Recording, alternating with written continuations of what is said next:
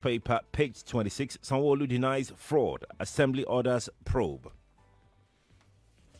Well, I don't think anybody has actually said fraud, but I don't know whether it's the newspaper that added the word fraud or whatever.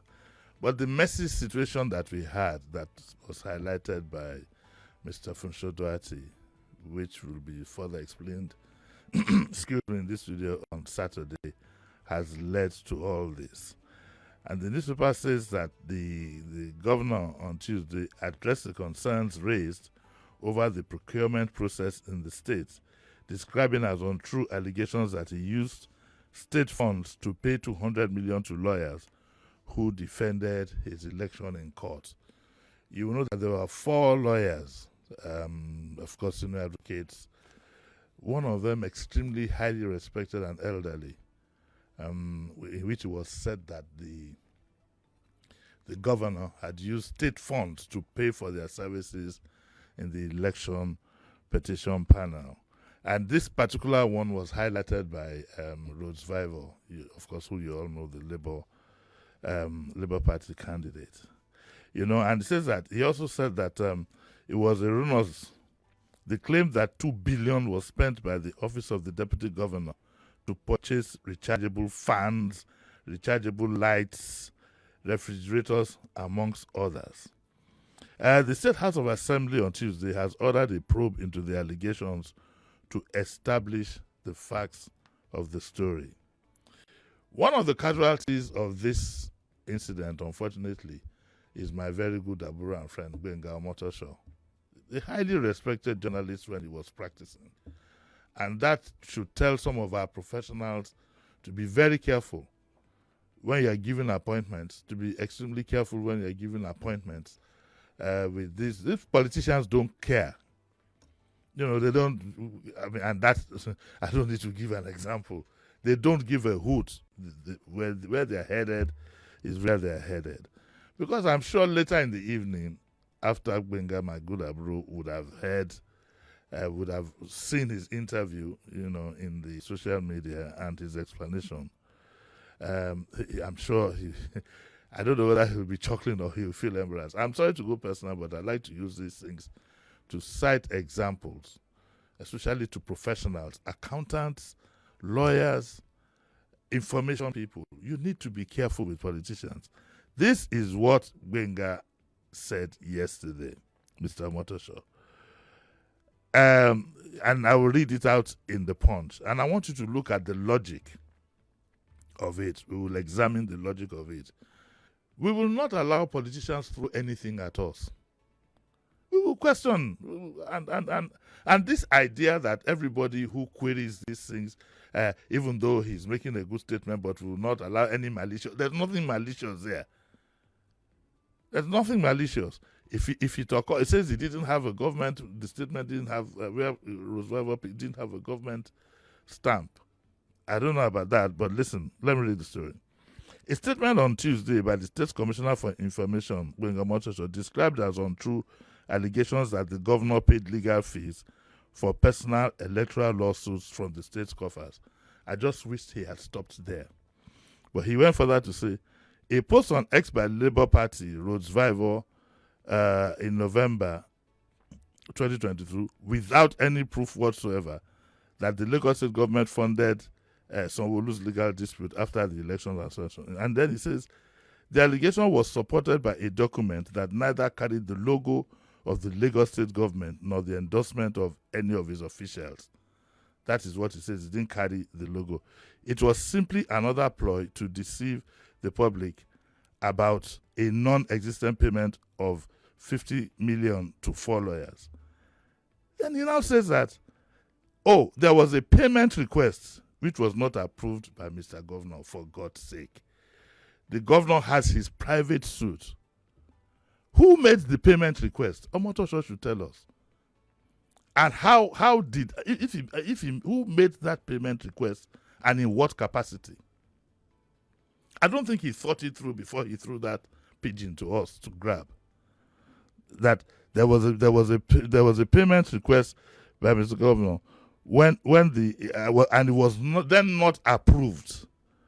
okay, when the Attorney General and Commissioner of Justice drew his attention to it because it was irregular. It wasn't irregular. Not that it was irregular. Had it gone through, it's almost an impeachable offense. So we should not treat it with levity. Now, this is the government-private business. So who put it in? You see the contradictions. So who is that fellow that put it in? We should investigate. And the government should be concerned to find out who did this to embarrass the governor. We should not just dismiss it with the wave of a hand. This contradiction is extremely worrying. Extremely worrying. And as a member of the public, I find it insulting to my intelligence that I'm supposed to buy this. So Mr. Motosho should please tell us who is, because the lawyers you are talking about are people that we respect in society. One of them is into politics, fair enough, you can, but one of them is 91. He's 91, he's a 91-year-old man, and for his name to be involved in something like this, those of us who are close to him, we want to know who did this, because if anybody did this like Omoto said, that is where the mischief lies. I rest my case. Okay. But let me ask you, Sheriff, I've heard from some lawyers, not in any of these cases now, why some senior advocates I hear avoid political cases is that usually the money is paid from government coffers, and that in some instances it could jolly well be cash. I've heard that before.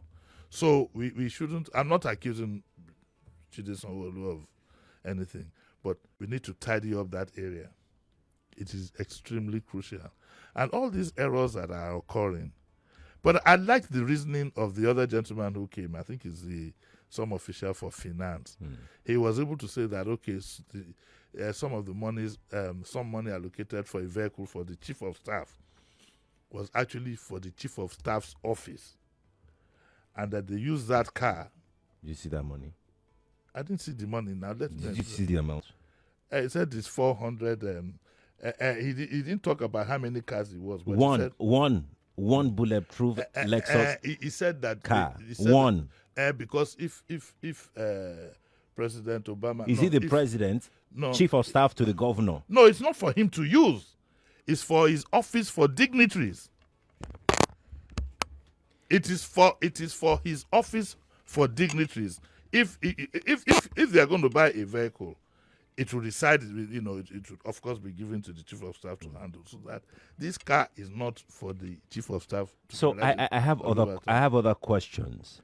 What sort of dignitaries is the chief of staff going to handle that the office of the governor cannot handle? No. What the level chief of staff is part of the governor's office. He's the chief executive of the governor's office. So I believe that the office of the governor would have their own budget as well. I believe that the the fleet of the governor would have their own budget as well. Why do we have to say that the chief of staff must be the one to handle such? Personally, I don't even think that we should be purchasing that amount of definitely a car in that amount of money. Definitely not. If we're going to do that, I keep insisting, we have local vehicle assembly plants here. Why don't you give the specific? What you need is specification. What Lexus, Toyota, all of them, no offense, are doing is the same thing. They give specification to parts manufacturers, and they manufacture for them, and they assemble at the assembly plants. So you believe that 400 million vehicle is to be? Let's even assume that it is going to be used. Let's assume that it's going to be used. Either part of it will go to pocket or something. Let's not even think about that one now, which is the usual. I didn't say that. You say that. So we have assembly plants here.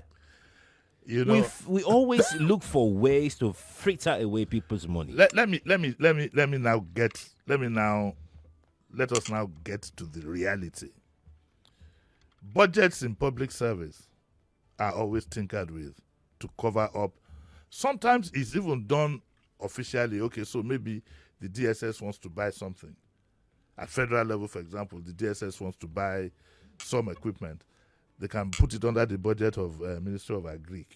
Also for security reasons, because those who know will be tracing these budgets. What do these people want to buy with this? That happens. You need to give allowance.